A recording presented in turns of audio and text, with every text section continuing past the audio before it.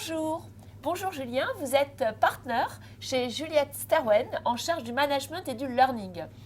Et donc vous accompagnez, si j'ai bien compris, c'est ça, des grands groupes, des entreprises qui sont aujourd'hui dans la transformation managériale. Et vous avez développé une offre sur le designer manager. Est-ce que vous pouvez nous faire part de vos constats aujourd'hui dans ces grands groupes ? Oui, le premier constat que l'on fait aujourd'hui dans ces grands groupes, c'est que le design thinking a été déployé d'abord dans tous les services de R&D sur tous les sujets d'innovation. Donc c'est une méthodologie effectivement qui a été créée et inventée, on le sait, au niveau français, dans les grandes écoles françaises, et qui a été ensuite, qui a fait un petit tour par les États-Unis et qui a été repackagée et remarketée par les Américains, puisque fondamentalement les Américains ont certaines de ces valeurs presque intrinsèques, c'est-à-dire le droit à l'erreur ou le droit d'essayer si on veut, la possibilité de travailler en équipe, ce qui est un des fondamentaux de la culture américaine, et autres compétences que l'on voit. Le point ensuite aujourd'hui dans les entreprises, c'est qu'elles essaient de voir comment cette méthodologie peut être déployée dans d'autres services. Et le premier sujet sur lequel elles se positionnent aujourd'hui, c'est l'expérience client, l'engagement client. Et aujourd'hui, on est sollicité par ces entreprises-là sur comment faire en sorte que l'expérience client de l'entreprise soit optimale. Et pour ça, on utilise cette méthode de design thinking, effectivement, qui est très adaptée. Comment faire en sorte que mon client vive une expérience mémorable avec mon entreprise. Et donc, on part cette fois-ci de l'utilisateur final et non pas de l'offre. C'est je pars du client pour avoir une offre de service qui fasse en sorte, encore une fois, que l'empreinte client soit mémorable et soit différenciante par rapport à d'autres. Donc sur l'engagement client, ça fonctionne plutôt bien.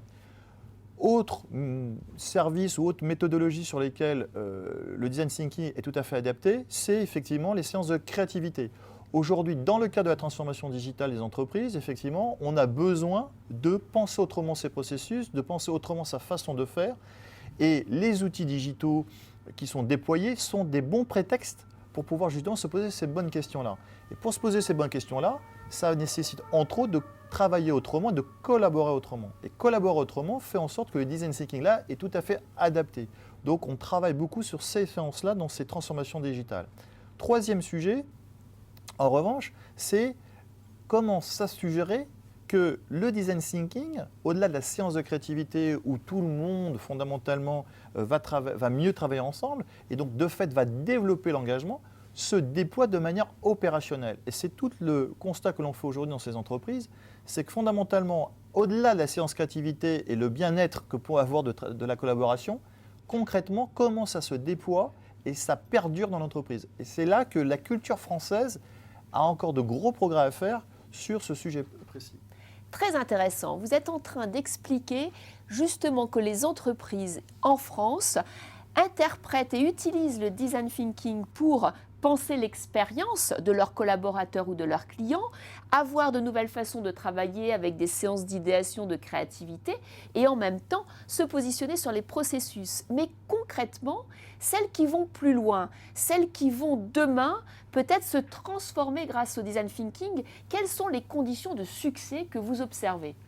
Il faut qu'il y ait un terreau qui puisse permettre la fertilisation du design thinking. Or, dans la culture française, les valeurs de le droit d'essayer, le droit à l'erreur si vous voulez, le droit de refaire, le droit de tester et de voir ce qui peut se passer ensuite ne sont pas innés dans notre système éducatif. Donc déjà, c'est un premier sujet, il faudrait déjà que toutes nos écoles de commerce et autres écoles, de grandes écoles, puissent travailler sur ces postures attendues, cette manière de penser autrement dans notre parcours d'étudiants. Donc il faut qu'il y ait un terreau qui puisse fertiliser ce design thinking. Or aujourd'hui, dans les entreprises, ce terreau est conditionné par plusieurs facteurs. D'abord, il faut s'assurer que l'entreprise, quand elle dit qu'elle veut favoriser la collaboration, elle soit réellement prête et qu'elle soit exemplaire dans cette collaboration. Or, bon nombre d'entreprises que nous côtoyons sont encore dans un mode très hiérarchique ou faussement hiérarchique, c'est-à-dire dans l'idée de dire on va développer la collaboration, mais il faut que ça soit cantonné à un certain sujet et qu'on n'aille pas trop loin. Deuxième sujet, on parle de think out of the box, beau sujet qu'on entend régulièrement dans les entreprises. Encore faut-il savoir quelle est la ligne jaune que j'ai en tant que manager. C'est-à-dire quand j'ai une idée, jusqu'où je peux aller en dehors de la ligne. Et ça, c'est un vrai sujet parce que les entreprises parfois oublient de redéfinir cette fameuse ligne jaune qui est la limite dans laquelle on veut que le collaborateur ne dépasse pas.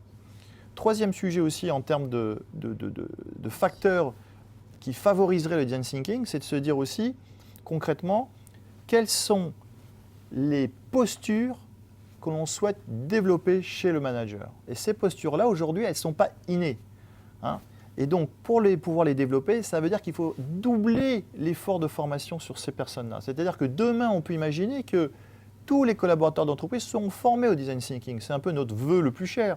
Mais fondamentalement, ça veut dire que l'effort de formation, de préparation, doit être doublé. Or, aujourd'hui, dans les programmes de formation, soit ce module est quasi inexistant, soit il est vraiment trop faible par rapport à l'effort attendu pour pouvoir s'assurer qu'il y a une transformation pérenne et durable chez le manager.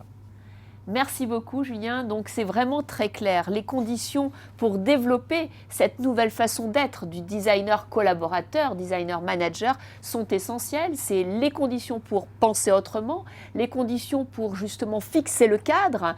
Voilà, jusqu'où peut-on aller quand on a une idée et surtout essayer de faire que l'effort formation soit à la hauteur de la transformation décidée par l'entreprise. Mais on est sûr qu'avec les formations que vous allez proposer, tout ça va réussir. On espère. Merci. Au revoir.